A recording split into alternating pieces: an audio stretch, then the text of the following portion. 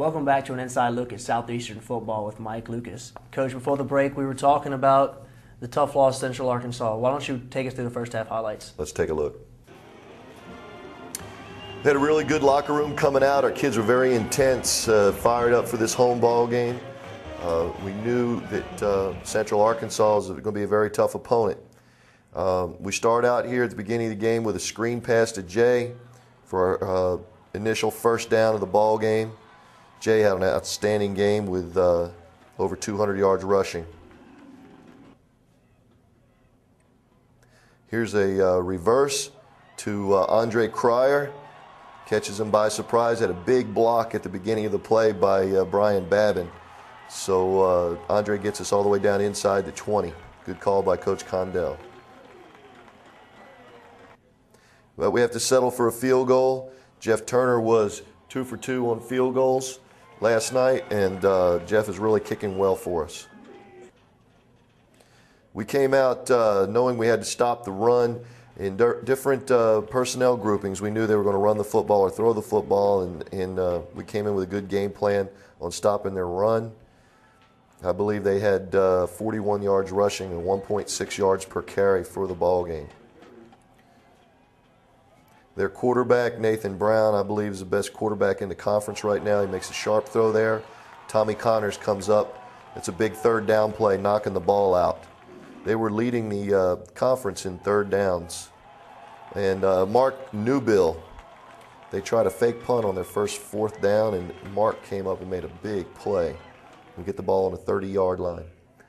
We had to make some adjustments during the game, which we always do. It's important for us to make adjustments down there on the sideline.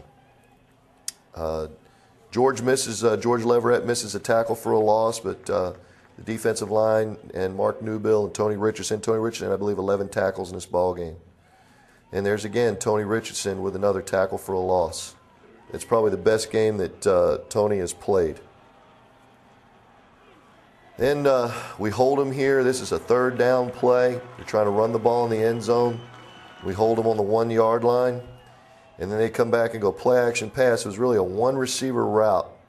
And they throw a touchdown pass.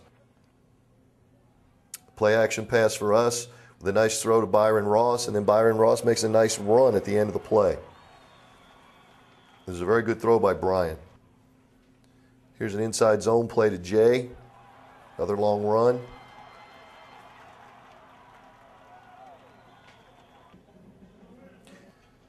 As we start out the second quarter, we get touchdown. We lined up freshman offensive tackle Kevin Hughes in the backfield as a fullback to give us some extra punch. And we got that ball in the end zone to put us ahead. Here's Jay again with a huge hole to run through.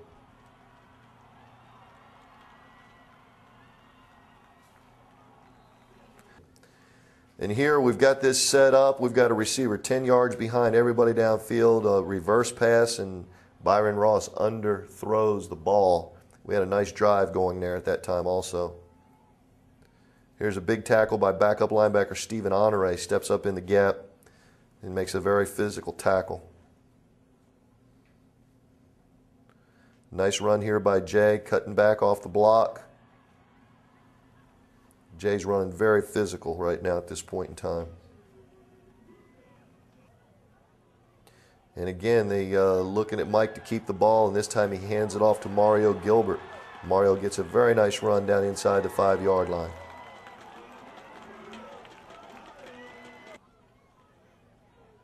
And again, here's a toss to Jay for another touchdown. We're up 16-7 here with 2 minutes to go in the half. We fumble the ball and give them a first down, and this official calls this a touchdown on a little sprint out play action pass. It was very close whether he was in the end zone or not, whether his knee was down. Well, Coach, you go into the locker room 16-14. Could have very easily been 16-7, but that fumble really hurt, and I know that you weren't happy about that right before the half. No, we can't turn the ball over, at any time down in our deep in our own end like that, but especially at that point in the game where we really had the momentum on our sideline. You could feel it down there, and they were really down. There was no emotion on their sideline at all as you looked across the field. and we're just trying to run out the clock. We'd had a very good stand defensively and made them punt, and then Jay fumbled the football. So we've got to be able to come in those situations defensively and get a stop. We were very close, but we didn't. So at halftime, there was both some corrections to be made, but also to pat the defensive guys on the back because we'd really done an outstanding job defensively against such a high-powered offense. All right, Coach.